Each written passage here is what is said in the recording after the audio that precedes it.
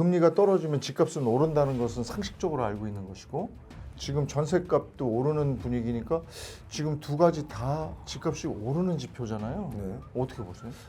지금 우리 이재용 형님께서 네. 정확하게 보고 있습니다만 저하고 약간 견해가 다른 질문 하나가 있는 게 뭐냐면 이번 4월 10일 총선 결과에 따라서 네. 여기에 따라서 또 부동산 시장은 변화가 있지 않을까요? 4월 총선 이후에 꼭 부동산발 위기가 온다라고 말하기보다 하지만 오긴 온다.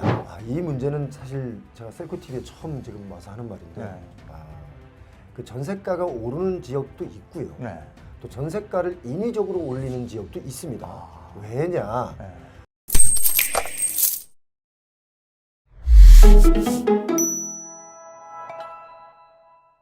자, 이제 그 부동산 시장에 영향을 미치는 것 중에 몇 가지가 있습니다만은 정치 이슈가 있어요. 총선이 얼마 남지 않았기 때문에. 정책에 따라 달라지니까. 예. 그리고 총선 때는 또 그렇게 공약들이 많아요. 뭐 다 될 것 같은데. 그러니까 공약이잖아요. 이 공약에 등장하는 키워드. 예. GTX 빠지지 않아요. 따라붙죠. 왜냐하면 네. GTX 연장되면 네. 더 많은 그 편리함이 다가오니까 네. 국민들에게 더 편리하게 해주겠다라는 공약들을 하게 되는 거죠. 네. 그 다음에 또 재건축. 네. 분당 얘기 많이 나오고요. 분당 저희가 어제 다녀왔습니다. 일기 신도시 얘기 포함해서 분당 얘기 많이 나오고 GTX 얘기, 분당 얘기, 또 이제 역시 대출 관련해서 풀어주는 얘기 뭐 이런 것들 나오거든요. 네. 자, 요 얘기부터 시작해서 전반적인 부동산 얘기 표 대표 나오셨으니까 한번 쭉 짚어보도록 할게요. 먼저 GTX. 네. 이게 확실하게 영향을 미치긴 하는 것 같아요. 동탄 막 집값이 들썩들썩해요. 동탄 집값이 들썩거리는 건 이미 이제 GTX 예전에 바람 불 때 이미 고점을 찍었고 네. 또 최근에 그 고점을 넘어가는 거래가 네. 동탄역 롯데 아파트에서 거기가 제일 나왔죠. 가깝다면서요? 동탄역하고 연결돼 있으니까. 네. 근데 거기가 22억을 찍었어요. 아이고. 22억을 찍었는데 사람들이 동탄 그러니까 다 마치 다 뛰는 것처럼 느끼는데 그 아파트의 특성은 뭐냐면 동탄역과 가장 가깝고 또 편의시설과 다 붙어 있어요. 예. 그러니까 그 완전히 이제 뭐 역세권에 뭐 슬세권에 다 포함이 되는 아파트이기 때문에 가격이 좀 뛰었다라고 보는데 그 거래도 사실은 좀 지켜봐야 됩니다. 아직까지 뭐 등기를 확실하게 친 것도 아니고 그렇기 때문에 우리 예전에 많이 당해봤지 않습니까? 고가 찍고 취소하고 여기 분양해서 그거 성공하고 우리 한참 오를 때 그랬죠. 네, 그것도 제가 처음으로 밝혀내가지고 처음에 욕도 많이 먹었는데 이제 그런 것들이 사실로 밝혀지면서 표영호 TV가 좀 인정받은 그런 케이스인데 지금은 그럴 때와는 좀 차이가 있는데 지금 뭐 오르는 지역은 좀 살짝 올라서 반등하고 보합인 데가 있고 내려가는 지역은 또 한없이 내려가는 곳이 있습니다. 그러니까 GTX 라인 따라서 그 희비가 좀 많이 교차됐고 또 그 D라인 연장하는 얘기도 나왔지 않습니까? 그래서 또 연장이 아직 되지도 않았는데 어디까지 연장을 하겠다라고 하니까 그쪽 지역이 또 그렇죠. 막 난리가 났어요. 무슨 얘기만 하면 들썩거리죠. 예. 거기다 또 송도도 많이. 송도도 마찬가지고. 네. 근데 송도는 사실상 살기 좋지 않습니까? 네. 그 지역 자체가. 그런데도 이미 불구하고 미래 도시 같더라고요. 가보면. 도시는 미래 도시인데 이제 가격은 네. 그 동탄보다도 안 되는 가격을 가지고 있으니까 네. 이게 뭔가 좀 우리가 다시 한번 부동산을 봐야 되지 않느냐 그런 생각을 해봅니다. 그리고 아무래도 이제 여기가 장기적으로 봤을 때 인구가 줄어든다니까 외곽 지역으로 나가도 되는 것인가? 아무리 교통이 편리해도. 인구가 줄어들기 때문에 제가 이제 정말 그 줄어드는 속도가 너무 많아요. 집 늘어나는 속도만큼 더 많이 이게 인구가 줄어들고 있는데 사실 외곽 지역은 지금 당장은 괜찮습니다. 지금 당장 뭐라 그러는 게 아니라 한 15년, 빠르면 10년 뒤에는 정말 공실이 많을 수밖에 없고 지금 외곽 지역에 공급을 많이 하지 않습니까? 왜냐면 이제 아파트만 지으면 그냥 분양이 다 되니까 그리고 뭐 주거용 오피스텔이다 뭐다 이런 것만 지으면 그냥 다 분양이 되니까 그 21년에 땅을 사서 땅을 막 작업을 해서 외곽에 많이 지금 아파트를 이제 짓고 분양들을 하지 않습니까? 그건 사실 좀 먼 장기적인 측면에서 보자면 좀 위험하다. 대신 인구가 줄어드는 대신 한 가지 늘어나는 게 있습니다. 세대 수가 좀 늘어나요. 왜냐하면 독립하는 그 분들이 많다 보니까 독립해서 세대 수는 늘어나는데 인구가 줄어드는데 인구 줄어드는 폭이 너무 크다 보니까 세대 수가 늘어나는 게 결국은 또 뭐 독립해서 늘어나지만 결국은 전체 가구 수로 보자면 세대 수로 보자면 또 역시 그 역시 줄어든다. 그래서 좀 교통이 안 좋다든지 이런 데는 좀 위험한 시기에 와 있다. 근데 어쨌든 GTX 호재가 있는 곳이나 교통이 괜찮은 곳은 지금 전셋값은 올라가고 있잖아요. 그러다 보니까 집값하고 갭이 줄어드니까 요즘에 또 갭 투자 얘기가 나오더라고요. 이 문제는 사실 제가 셀코 TV에 처음 지금 와서 하는 말인데, 네. 그 전세가가 오르는 지역도 있고요. 네. 또 전세가를 인위적으로 올리는 지역도 있습니다. 왜냐? 네. 전세 가격이 급락하거나 네. 또는 뭐 새로운 전세 임차인을 맞추려면 네. 돈을 돌려줘야 되잖아요. 네. 돌려주지 못하는 곳이 꽤 있단 말이에요. 그렇죠. 집주인이. 그 문제 좀 나왔었죠. 네. 그러니까 오히려 전세를 좀 올리자. 그래서 너는 좀 더 대출을 받아라. 그렇게 해서 협의해서 올라가는 경우 저희들에게 그런 제보가 많이 옵니다. 실제로 그렇게 해서 올려서 전세 거래를 했다, 계약을 했다 이런 분들이 많이 있어요. 그러니까 그런 수요도 있기 때문에 지금 전세가가 계속 올랐다고 지금 지표상 나오는데 거기는 아마 그런 숫자도 많이 포함되어 있을 것이다. 그런데 앞으로 전세가는 제가 볼 때는 하락할 수 있는 요인들이 많이 있다.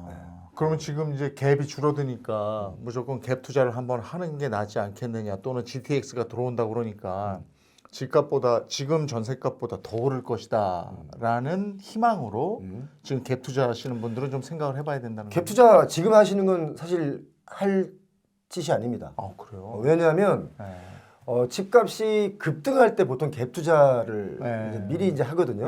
그런데 이게 21년, 20년, 22년 뭐 이럴 때 급등할 때는 그 가격에 맞춰서 많이 뛰었어요. 그래서 뭔가 이익을 좀 봤는데 지금은 집값이 오른다 한들 급등하지 않는다. 그다음에 그 역전세, 그러니까 전세 매매가보다 전세가가 비싼 지역이 꽤 있어요. 경강선 따라서 원주에 가면 그 D라인이 거기 이제 간다 그래서 원주는 이제 몇몇 개 그 전세 거래가 매매가보다도 더 비싸게. 그러니까 오히려 집을 사서 전세를 주면 돈이 남아요. 그런 데가 있습니까? 원주. 그렇게 됐어요. 경강선 따라 지금 그런 움직임이 있는데 이건 굉장히 위험한 겁니다. 왜냐하면 갭 투자를 하시는 분의 입장에서는 야, 난 내 돈 안 들이고 집을 샀어. 그렇죠. 라고 할 수 있고 물론 세금은 뭐 내야 되겠지만 만약에 그게 역전세가 나서 돈을 못 돌려주면 본인이 다른 사람에게 누군가에게 피해를 주는 일이지 않습니까? 그렇죠. 우리 그런 거 많이 봤기 때문에 내 집을 갖고자 하는 욕구는 있으나 상대방에게 피해가 된다는 일들은 하지 않았으면 좋겠다. 그래서 전세가가 너무 비싸면 그 집 말고 다른 집으로 전세를 넣는 게 좋습니다. GTX 관련해서 먼저 한번 짚어봤고요. 그 다음에 또 하나 지금 공약으로 내세우는 것들이 경의선 철도 그거 지하화. 그 돈 엄청 든다는데 그러면 그 주변에 사면 되는 거 아닙니까? 그거 다 확 오를 것 같은데. 지금 이미 뭐 많이 뛰었잖아요. 아니 전 마포에 보니까 숲길. 경의선 숲길이요 끝내줘요. 그러니까 이게 경의선들이 다 지하로 가면서 그렇게 숲길이 쫙 조성이 된 미래를 보면 그 동네 집 사야 될 것 같은 거야. 그 경의선 철길이 있을 때 지금 보면 그 숲길 옆에 이제 카페들이 있지 않습니까? 그 카페들이 옛날엔 철길 옆에 붙어 있던 집들이잖아요. 그때는 그게 불과 몇 년 전이에요. 평당 한 1,000만 원 선이었어요. 그 시끄러워서 못 산다고 그랬잖아요. 철도 지나갈 때마다. 그렇죠. 근데 지금은 평당 뭐 한 8, 9천, 1억 달러 그러니까 좀 먼 지역도 그래요. 그러니까 그 철길이 없어지고 공원이 생기면서 많은 사람들이 좋아하고 편의를 느끼는데 그 철도 부지에 공원 짓는 건 그 철도청 땅에다가 진 거잖아요. 그러니까 이제 서울시에서 이제 돈을 내요, 임대료를. 그 임대료를 낸 만큼 시민들이 이제 거기를 걷는 거죠. 70억인가 얼마인가 해마다 내는데 그걸 또 서울시에서 얼마 전에 못 주겠다 해가지고 막 서로 소송 걸리고 아마 뭔일 났어요. 그랬어요? 제가 그 부분에 대해서는 이제 그렇다는 얘기만 알고 있지 디테일하게 제가 마지막 점검을 안 해봐가지고 근데 그 상태까지 제가 기억합니다. 근데 어쨌든 그게 지하화가 되면 언젠간 될 거고 지금 공약들로 뭐 여당 야당 다 내놨더라고요. 뭐 공약이지 않습니까? 돈이 많이 드나? 돈 많이 들죠. 저거 여야 철도 지하화 주요 공약이다 이렇게 되는. 이제 사실 저런 그 공약은 정치하시는 분들이 우리나라를 어떻게 앞으로 좀 갖고 나가겠다라고 하는 미래 비전을 제시하는 거잖아요. 저걸 당장 뭐 다음 달에 하겠다는 건 아니란 말이죠. 그러니까 물론 미래 가치적인 측면으로 따진다면 지하화하고 뭐 그 경부고속도로 거기도 네, 지하 경부고속도로. 하고. 네, 맞아요. 그러면 뭐 그 주변 땅값 뛰고 네. 뭐 살긴 좋아지지만 네. 아직 좀 먼 미래다. 그러니까 아. 이런 문제로 아. 너무 처음부터 그 투기꾼들이 네. 바람 잡아가지고 막 집값 띄우고 네. 또 본인들이 막 사놓고 이걸 비싸게 팔려고 막 홍보하고 이런 걸 좀 안 했으면 좋겠습니다. 네. 얼마 전에도 보니까 여기 은평구에서 네. 개발을 이렇게 하는데 그 안에 도로가 있지 않습니까? 네. 그 도로를 산 거예요. 누군가가. 네.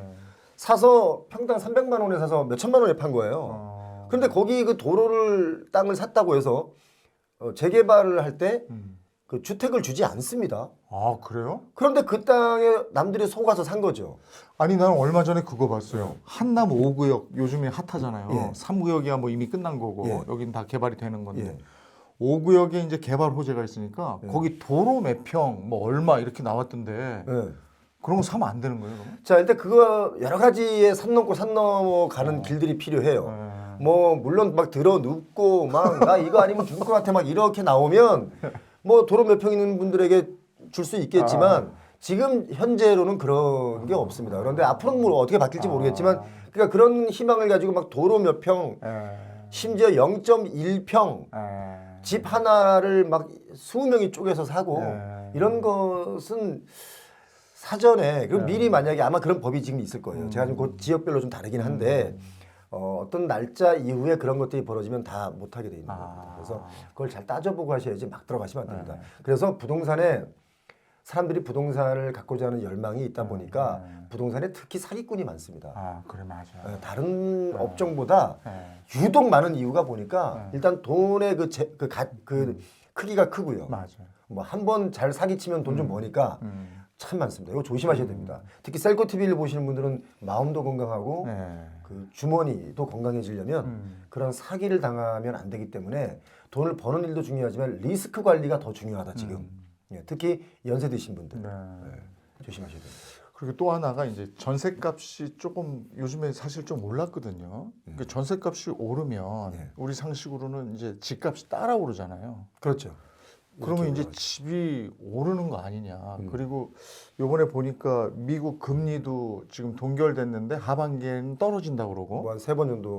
그러면 금리가 떨어지면 집값은 오른다는 것은 상식적으로 알고 있는 것이고 지금 전셋값도 오르는 분위기니까 지금 두 가지 다 집값이 오르는 지표잖아요. 어떻게 보세요? 지금 우리 이재용 형님께서 정확하게 보고 있습니다만 저하고 약간 견해가 다른 질문 하나가 있는 게 뭐냐면 금리가 하락하면 집값은 뛴다. 이거는 이제 초저금리 시기에 초저금리.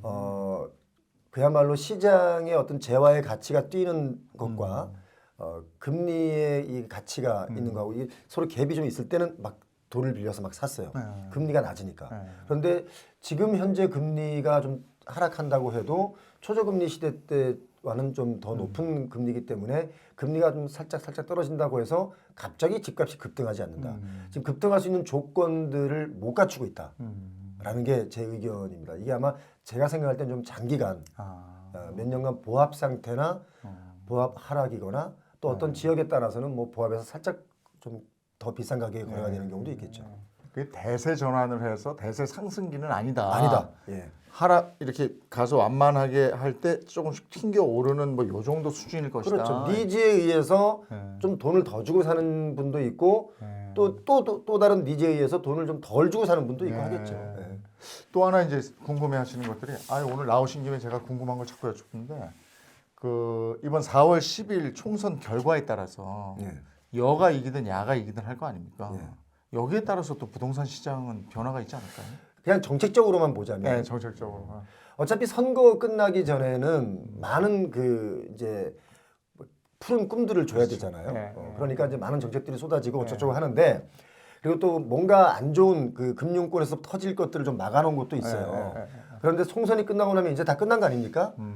그러니까 마냥 계속 터질 위험을 막고만 있을 수는 없다. 그리고 특히 그 PF 리스크들을 많이 얘기하는데 사실 그게 4월 달 뭐 이전에 이후에 이렇게 몰려 있는 게 아니에요. 이게 분산돼 있단 말이에요. 그러면 4월 총선 이후에 꼭 부동산발 위기가 온다라고 말하기보다 어쩌면 9월 달에 올 수도 있고 뭐 10월 달에 올 수도 있고 하지만 오긴 온다. 안 올 수가 없다. 지금 하긴 요즘에 PF 얘기 못 들어봤네. 쑥 들어갔잖아요. 쑥 들어갔어요. 그러니까 연장해주고 뭐 연장해주고 하다 보니까 이제 살려두고 하는데 제가 좀 전에 강남에 그 땅을 뭐 오피스텔 지으려고 하거나 오피스를 지으려고 하는 땅들 개발해 놓은 땅들 있지 않습니까? 네. 그래서 펜스를 다 치고 이제 다 철거하고 빈 공터들이 있어요. 그런데 그 공터들이 사업이 제대로 진행이 안 되니까 다시 지금 공매로 나온 땅들이 많이 있습니다. 네. 그것도 정말 알짜배기 땅만. 아, 그렇게 알짜배기 땅들이 공매로 다시 나온다. 네. 이게 뭘 의미하냐? 그만큼 심각하다는 겁니다. 그럼 공매로 나오면 누군가 빨리 사야 되잖아요. 네. 사는 사람도 없다. 사는 주체가 없다. 왜? 계속 사업을 진행하기 어려우니까. 이제 그 20년, 21년에 그 분양을 하면 다 분양이 됐지 않습니까? 네. 지금은 저희가 하도 얘기해서 그런 건지 그 옥석을 잘 가릴 줄 아세요, 우리 시청자분들이. 그래서 분양 안 받는 건 안 받아요. 현장 분위기는 이렇다. 예. 또 하나, 일기 신도시를 중심으로 재건축 확 풀어준다. 그 다음에 이제 안전 진단 이런 거 없이도 재건축할 수 있게 한다. 그러면 재건축 단지 사면 되는 거 아닙니까? 자, 그렇게 질문하신 분들 많이 네. 있고 그게 사실은 원래 맞는 말이에요. 네. 그런데 지금 그 맞는 말이 틀린 말이 돼버렸어요. 왜냐하면 일기 신도시 경우는 이제 재건축을 할 때가 다 됐지 않습니까? 그러다 보니까 재건축이 너무 많은 넓은 광범위한 지역에서 재건축이 이루어져야 된단 말이죠. 네. 하게 된다면. 네. 그리고 재건축을 했을 때 빨리 진행이 되려면 용적률을 올려줘서 그 조합원들이 네. 기존에 있는 조합원들이 큰 돈 들이지 않고도 일반 분양을 통해서 이익치를 좀 상계해서 그러니까 호수를 더 짓는 거죠. 용적률을 네. 올려서. 네. 그렇게 되면 생각해 보세요. 일기 신도시 어디입니까? 분당, 분당, 일산, 평촌, 산본 뭐 이런 지역이 전체적으로 만약에 시간 차도 있겠지만 전체적으로 재건축을 한다. 그러면 용적률을 다 올려줘야 되지 않습니까? 네. 다 올려주면 그 많은 집은 누가 다 삽니까? 인구 있습니까? 돈이 있습니까? 그러면 재건축 추가 분담금도 대출을 해준다 그러지 않습니까? 네. 자 그러면 나이가 70이라고 가정해요. 70인 분에게 재건축 분담금 5억을 대출해주면 그분 뭘로 그걸 갚습니까? 그렇죠. 한쪽 방을 세 줍니까? 그 집에 못 사는 거지 나중에. 문간방은 세 주고 부엌은 또 세 주고 뭐 이렇게 해서 이자를 냅니까? 그러니까 계속 빚으로만 해결할 수 없다. 그러니까 일기 신도시가 노후된 건 사실이고 재건축을 해야 됨에도 불구하고 건축비가 부담이 돼서 그 건축비가 부담이 되기 때문에 그걸 좀 줄여주려면 용적률을 올려줘야 되는데 마냥 다 올려주면 정말 인구보다 많은 아파트가 생기면 물론 그러면 집값은 떨어지겠죠. 아마 그게 좀 힘들지 않을까. 생각해 볼 게 많네. 예. 그리고 또 이제 그 요즘에 다시 3, 40대들이 집들을 사요. 그래가지고 요즘에 뭐 저 대출 받아가지고 사더라고요. 그 이제 그 신생아 대출. 그것 때문인가? 근데 그게 아마 작년에 보금자리 특례보다는 좀 효과가 좀 덜한데요. 그래도 그렇게라도 집을 사는 청년 세대들, 부부들이 있단 말이죠. 그래서 외곽 지역의 9억 이하의 아파트들, 전용 84제곱미터 이하의 아파트들의 거래량이 좀 늘었습니다. 그래서 요즘 데이터를 보면 거래량이 좀 늘었어요라는 뉴스가 나온단 말이에요. 거래량은 늘었는데 그렇다고 가격이 올라가진 않습니다. 그건 좀 잘 기억하셔야 될 것 같아요. 그럼 지금 거기는 어때요? 어디? 강용성 같은데, 강남, 뭐 용산, 성동 이런 쪽에. 거기는 좀 특수한 케이스의 거래들이 이루어지지 않습니까? 거긴 또 저 매물 들어가고 집값이 오른다고. 거기는 왜 그러냐면 이제 토지거래 허가 구역에서 풀릴 때가 됐다. 안 풀어준다고 그러던데 오세훈 시장이. 언제 그 얘기를 했어요? 오늘 신문에서. 오늘 신문에 나왔어요? 네. 저 오늘이 21일이죠. 예. 제가 오늘자 신문 아직 못 봤습니다. 제가 아침 7시부터 움직여가지고 못 봤는데 아무튼 안 풀어준다고 하면 또 다시 조춤할 겁니다. 근데 토지거래 허가 구역을 풀어주면 제가 볼 때 대한민국 집값 못 잡습니다. 그래서 못 풀어주는구나. 안 풀어준다고 그러는 것 같아요. 하여간. 오세훈 시장님도 뭐 대통령의 꿈이 있는 분이라면 뭐 막 오르면 안 되지 지금. 막 올라가도 안 되고 막 떨어져도 안 될 겁니다. 맞아요. 그러니까 이러지도 저러지도 못할 텐데 아무튼 뭐 도심을 아주 그 좀 더 발전시키는 건 좋은데 토지거래 허가 구역을 마냥 풀어주면 지금 어떻게 되지? 저 용산하고 저 강남 압구정 3구. 뭐 이런다. 강남 3구. 강남 3구. 예. 그다음에 용산 용산. 이렇게 되네. 예. 그리고 저 광진구가 그런 것들을 풀어주면서 이제 그 분양가 상한제가 풀렸지 않습니까? 그래서 광진구에서 얼마 전에 그 포제스 한강인가 한강 포제스인가 하는 아파트가 엄청나게 비싼 가격에 분양을 했는데 완판이 됐죠. 자, 지금 저 피해문 대표 나와서 그 제가 궁금한 거 위주로 해서 먼저 한번 여쭤본 거고요. 계속해서 부동산 시장 전망이라든지 어떻게 지금 상황은 어떤지 알아보도록 하겠습니다. 잠깐만 기다려 주세요.